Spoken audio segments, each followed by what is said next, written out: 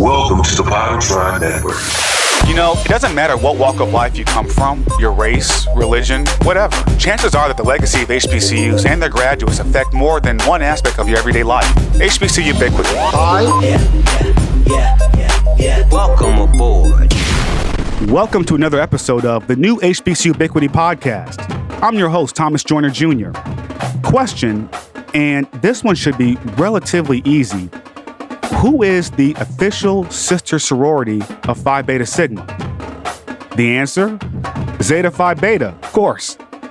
Founded on the campus of Howard University on January 16, 1920, HU, by 5 women residing in Minor Hall to raise the social consciousness of Black America during the times, which included World War I, the height of Jim Crow, the birth of the Harlem Renaissance, and the adoption of the 19th Amendment, giving women the right to vote.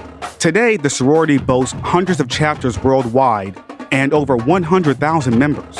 For this episode, I was able to catch up with Miss Valerie Hollingsworth-Baker, International President of Zeta Phi Beta Sorority Incorporated, to discuss topics such as Greek life post-COVID, intake for this school year, yeah, they call it intake now, scholarships for upcoming seniors, and a lot more.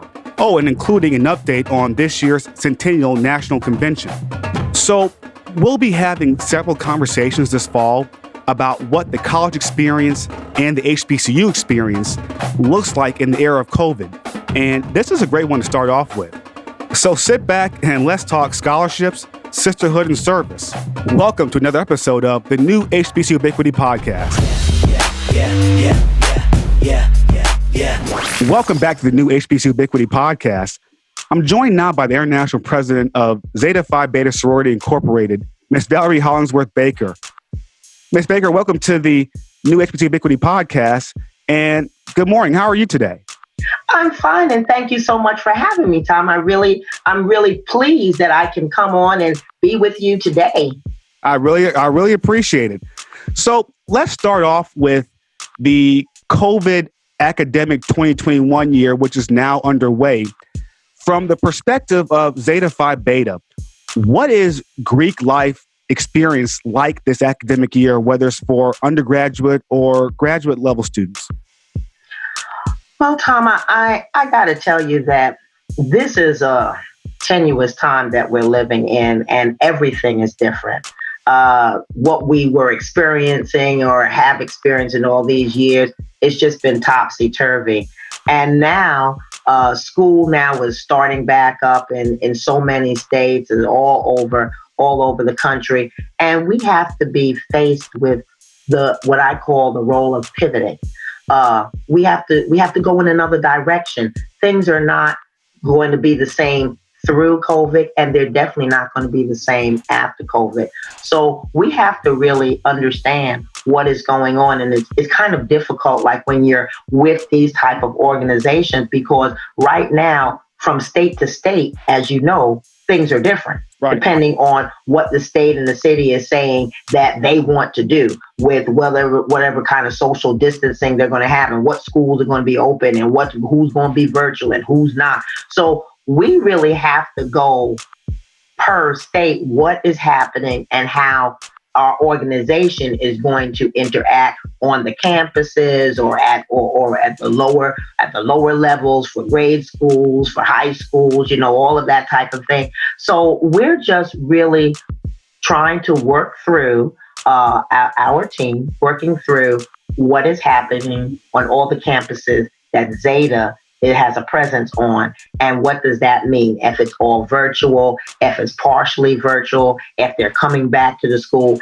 and what we're going to do as far as our programming, our intake, how will that look? What are we going to do? And we're putting our guidelines together. So speaking of intake, and as of the recording of this podcast, as you know, there has been a lot of news lately about the role or the activities of fraternities and sororities on the college campuses, whether it's through rushes, social activities, social distancing, the spread of COVID, that kind of thing. So are there plans to have intake for undergraduate or graduate level this academic year? Oh, definitely. Definitely. I worked with our first vice president, who is in charge of all membership intake. And we came up with plans for how we can do this virtually for those that have to do virtually. And of course, if there are schools that are allowing campuses to be back online and come in, then we would be adhering to exactly what the campus rules are. Because as you know, every organization on a campus is a guest. So we have to adhere to what the campus is telling us. So if the campus says you can have events with 10 or less, but they have to have social distancing, they have to have their mask, they have to do all of that, then we have to adhere to what the campus is saying. If the campus is saying that there is nothing happening and that we all have to do virtual, then we have to focus on our social media content. How can we get together with those that have shown interest and want to still, be interested in how they could join. And then we have to do a lot of virtual events. Zeta's been very excited about how we've tried to manage this. And we've done virtual event. We've been doing virtual events since April. I want to tell you, Tom, that we were one of the first that started virtual induction Saturdays. And we did 10 straight weeks of inducting members into the organization from April to the beginning of June. And every Saturday for 10 straight weeks, myself, the first vice president, the third vice president, regional directors, we brought a virtual program together and inducted over 300 members. We would continue to do some of the same things like that. Our members now feel that a lot of the virtual activities that we've been having, really they can see us. They can talk to us just like I'm talking to you. Mm-hmm. And when you think about it, when we were before COVID, everyone might not have seen the president. Everyone might not have been able to talk to the first anti. Everybody might not have been able to see a lot of the management of the organization. But now they can sit at the comfort of their own home and I pop in, I talk to them. I've gone to their retreats. The retreats have been virtual. There've been cocktail events virtual. We just raised money for our National Education Foundation. They had a big affair that was virtual. We brought in all our honorary members as guests. We raised over $30,000 just in a couple of hours, just with all our membership coming. So there are ways that we can still do the business of the organization and do intake and take care of our own through virtual means. So we've put documentation together. We are going to help our undergrad with our undergraduate advisory team to work through these issues. But we've already started getting chapters sending in their membership intake process so that we can go ahead and approve them to move forward. That's great to hear, and congratulations. And I got to just pause for a quick second to ask, for listeners who are non-Greek like myself, these days, is there a difference in the intake process between HBCUs and non-HBCUs? No, our intake process has to be standardized because, legally speaking, we have to do the same thing for everybody. We can't do one for one and one for the other. So our process is the process that everybody must go by. Yes. And we have that, and that is what every chapter is instructed. We have training for every chapter. We have training for the undergrad chapters as well as the graduate chapters, as well as the chapters that are abroad. Everyone must do the same process. Now, speaking of what you mentioned earlier about doing everything virtually, did that also apply to this year's international conference, or is there an update on that, or what can you tell us about that? Thank you. Thank you for saying that. Yes, our conference, our first historic virtual conference, our national conference, is going to be held on October 3rd and 4th. And we have an overwhelming attendance. of members that have registered to join the conference. More than we've had when we're live. We've had over 8,000 members to join the conference. You're going to crash Zoom, in other words? You're going to crash Zoom? No, we're not gonna crash. We had to hire a professional AV company and election company so that they can take care of all of that. So we're not trying to sit there and crash anybody's platform. So we're really excited about that. We've been working towards that after we were unfortunately told that we could not have our centennial celebration in June. And that is why myself and my team have been working so very hard to really embrace the virtual aspect, as I call it, and making sure that the things that we do, the quality programs that we have been putting on, I mean, virtual graduations, virtual social action, virtual community service projects, everything that we're doing, we're putting a plan together so that as long as this is going on, we have a plan in place on how we're going to move forward and how we're going to help our members. Like you said, you're pivoting. Yes.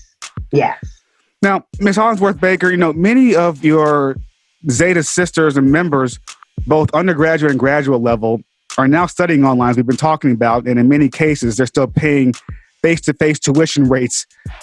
You mentioned earlier the National Education Foundation, but are there other scholarships and other types of assistance, such as example, equipment, hotspots, other types that Zeta is doing or providing both on the local chapter level as well as from the national level? Well, I know that we've charged our chapters when we're doing community service activity, and that's part of the community service when you're providing scholarships, when you're providing those type of, things that will help not only our members, but our youth that are, we do have a youth auxiliary. We help all of them through the local level, our regional levels. They give scholarships the state levels, they'll give scholarships. And as far as we on a national level, on Juneteenth, we just gave, and we're the first in the Greek letter organization, the Divine Nine, as they call it, pulled together. We gave a $100,000 scholarship to a young lady that just graduated from high school in that lives out in North Carolina, so that she would be able to realize her dream and go to the college of her choice. Now, can she keep the scholarship if she ends up pledging something else other than Zeta? Oh, well, now let's be real, son. There's not going to be anything other than there. You go. You know what I'm saying? Because when you do something like that, you're going to track her through college, and she's going to know that Zeta has been there for her. So she's going to be an aerospace engineer. So this is what I said. Zeta or the aerospace engineer, but we don't know anybody else in between. There you go. I'm not mad at that. This is Thomas Joyner Jr., and you're listening to the new HBCU Ubiquity. Yeah. And speaking of that, though, are there other scholarships like that high school seniors can start applying for or, considering now? And if so, where do they go to find those? Those are on our National Educational Foundation. That's our 501c3 leg that will be able to help with scholarship. We have over 60 different types of scholarships. Nice. That anyone, not just internally, but externally, anyone can apply and they will consider and then be awarded. Now, Ms. Hollingsworth-Baker, Zeta is very much known for its commitment to community service, as you touched upon a few minutes ago. Mm-hmm. All things considered, what are some other ways that the Zeta Community Service Initiative looks like or has adjusted or pivoted, as you like to say, during COVID-19? Well, Tom, I can say that we've been doing some things that I'm just so proud of because I'm busting with pride. I mean, they've been very creative on local levels, because that's where those are the foot soldiers. I'm standing up here talking to you, but I couldn't talk to you unless it was those members on the ground doing the things that they do to make it happen for the organization. So there are a lot of creative things that they have been doing to virtually to raise funds for different community service things that we do. We are very highly involved as a partner with the March of Dimes. We've been with them for 49 years. We've raised over this period of time. I mean, there's been millions of dollars that we raised for the March of Dimes. We just made a goal. Every year we make a goal, and the local chapters, and this is how it comes into your question, they come up with creative ways besides just the actual march, because as you know, they couldn't do the march this year. But they've come up with creative ways to raise money, to get donations, matching funds, the whole 9 yards. And every year we up our goal. We had our goal for this year for $650,000 because we are one of the major fundraisers that is on the Greek level community, and we surpassed that in the middle of COVID. Congratulations! So thank you. So it's the things that the chapter do. What I tell my members is that you've got to think outside of the box. Yeah. You can't. What we used to do isn't going to work now. And it's not going to work in the future because everything that we know may not be the same after we get to the other side of COVID.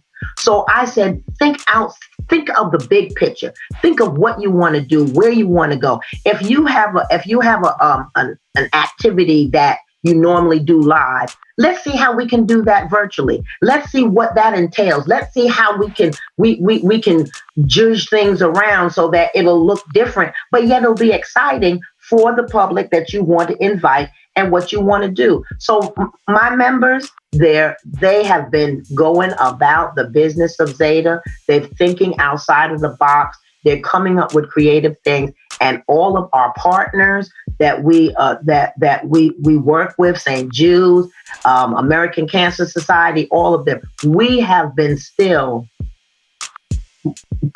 donating, raising funds, making sure that we meet our goals. We've met every goal that we have set for 2020 thus far, and we did that even in the midst of COVID, and that's because of the members and how they learned how to pivot.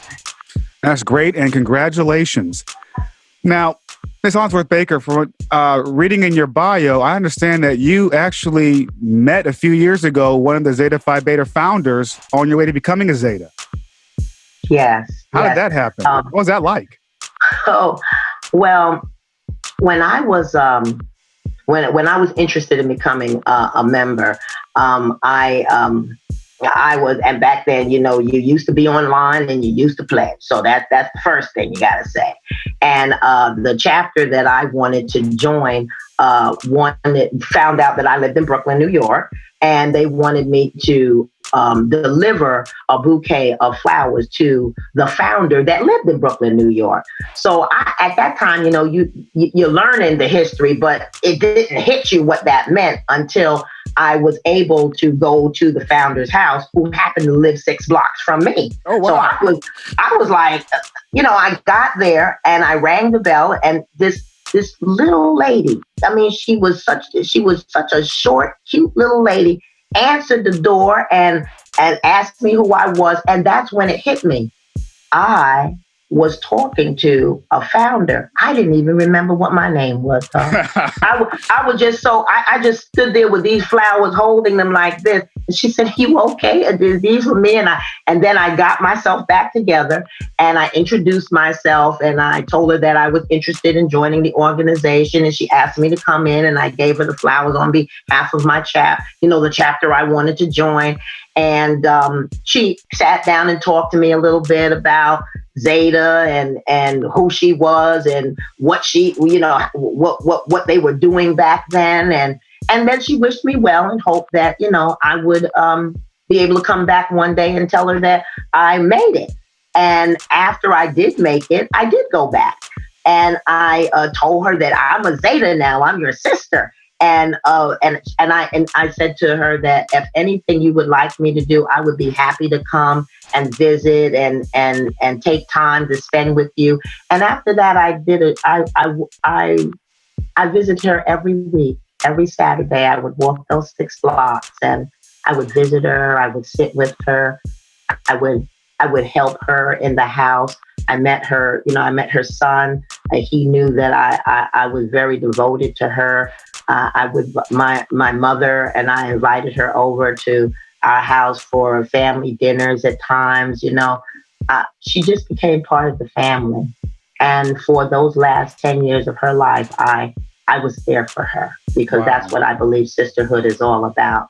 And I miss her ever, right up until today. But I believe that because of founder Fannie Petty Watts is why I am where I am today, because she always told me, do the best you can, give the best of yourself, and the best will follow. And I love this organization because she's instilled that love in me for what I know that we are and what we will continue to be and what we will be in the future. And I give that credit to her because I would not be able to sit here today, even through everything, without knowing that she was there and she instilled that love of the organization that I have.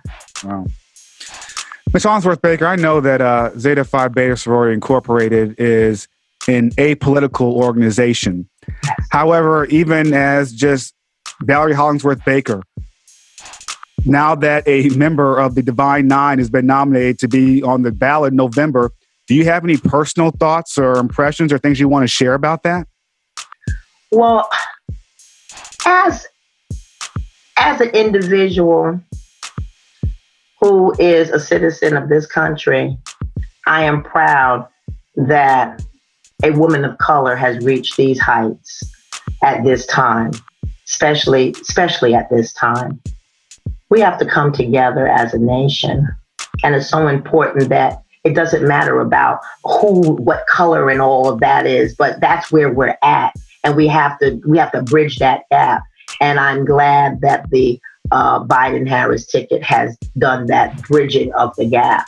And I'm proud to be a Black woman in America, knowing that, there is going to be someone that will be there and have a voice for people of color as well. So I'm very proud about that. And I stand for that because that's what, even though we are a nonpartisan organization, our organization is still about helping others to excel that need our help. It doesn't matter what color they are. It doesn't matter who they are. But if we're here to help God's people, we should help everyone. And we shouldn't turn a blind eye on who, what shade, what color. And that's where we are, what we are as an organization. And I'm proud that I'm able to live through this and see that that's where we are as far as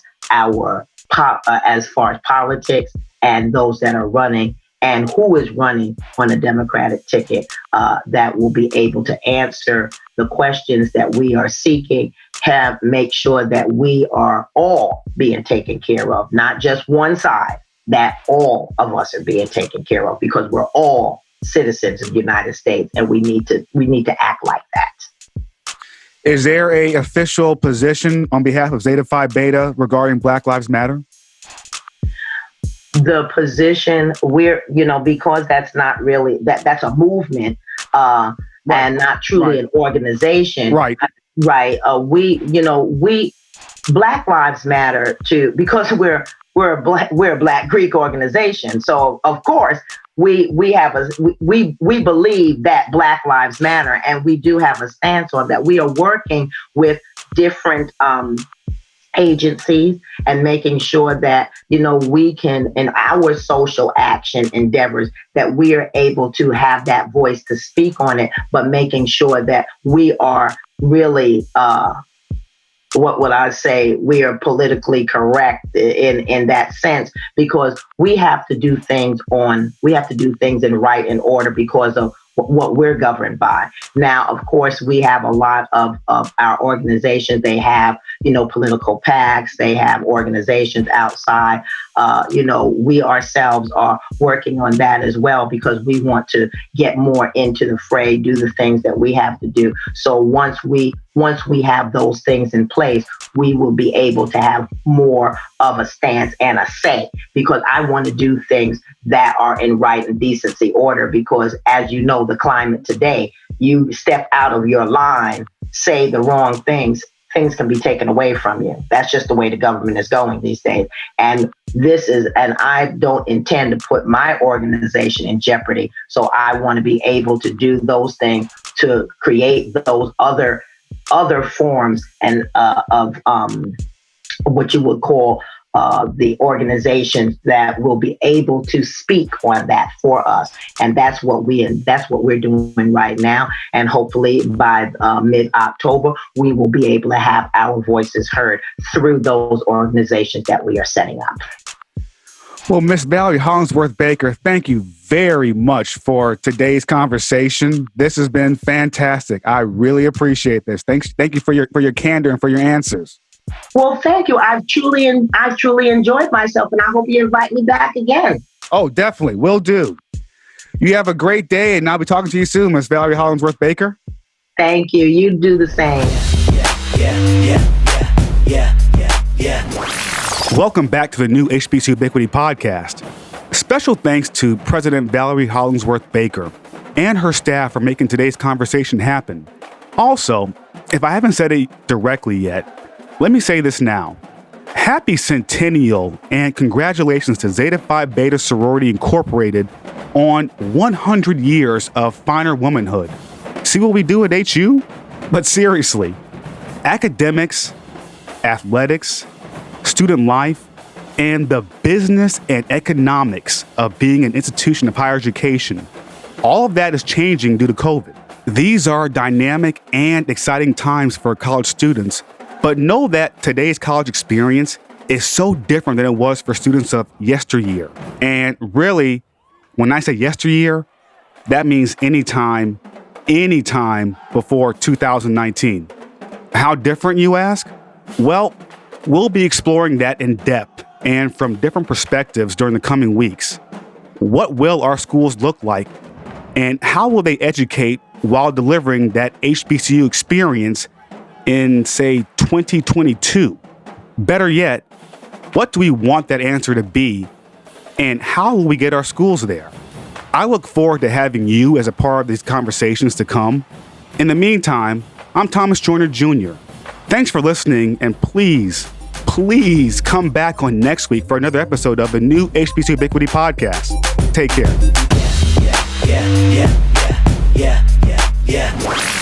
Sign up and be a part of the team. Be a PodoTron at PodoTron.com. Thank you for listening to PodoTron.